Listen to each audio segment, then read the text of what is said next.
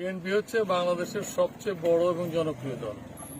আগামী নির্বাচনকে কেন্দ্র করে বাংলাদেশের 300টা আসনে প্রচারণা ইতিমধ্যেই শুরু হয়ে গেছে। এটা আনুষ্ঠানিক আর অনানুষ্ঠানিকের কিছু নাই। প্রতিনিয়ত তৃণমূলের নেতাকর্মীরা তাদের যার যার অবস্থান থেকে ধানের শীষের প্রতীক যেন বিজয় লাভ করে সেই জন্য কাজ করে যাচ্ছে। আজকে আমরা এখানে এসেছি উথুলি ইউনিয়নের 3টা ব্রিজ আর একটা ছোট 4টা ব্রিজ বা কালভার্ট এই অতি বৃষ্টিতে নষ্ট হয়ে গেছে। সে ব্যাপারে আমরা প্রশাসনের সাথে কাজ করব, কত দ্রুত এই ব্রিজগুলো নতুন করে তৈরি করা অথবা মেরামত করা যায় সেই লক্ষ্যে আমরা কাজ করব।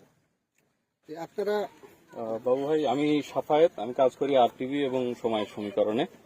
একটি প্রশ্ন জনমনে ঘুরপাক খাচ্ছে বেশ কিছুদিন ধরে, আমরা সামাজিক যোগাযোগ মাধ্যম এবং চায়ের দোকানে এটা সব থেকে বেশি শুনি যে বিজিএমইএ এর প্রেসিডেন্ট হওয়ার পর আপনি অনেকটাই এই আসন থেকে একটু দূরে আছেন। প্রশ্নটি ক্লিয়ার করার জন্য বলছি যে আগামী সংসদ নির্বাচনে আপনি এই আসন থেকে নির্বাচন করবেন না, এমন প্রশ্ন জনমনে রয়েছে, যেটি প্রকাশ্য খুব একটা শোনা না গেলেও আমাদের কানে আসে। এই বিষয়টি আপনার কাছ থেকে ক্লিয়ার করে দিতে চাই আজকে।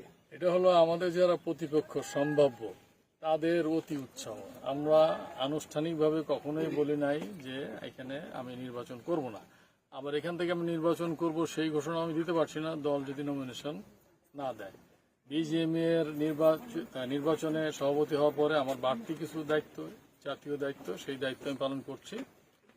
আগামীতে দল নমিনেশন দিলে অবশ্যই নির্বাচন করব এবং এটা নির্ভর করছে আমাদের দলের নেতা কর্মী এবং জনগণের উপরে। জনগণ যদি চায় অবশ্যই নির্বাচন করব, কিন্তু এটা নিয়ে ধোঁয়াশা কেউ কেউ তৈরি করছে, সেটা কান্না দেয় ভালো। Thank you.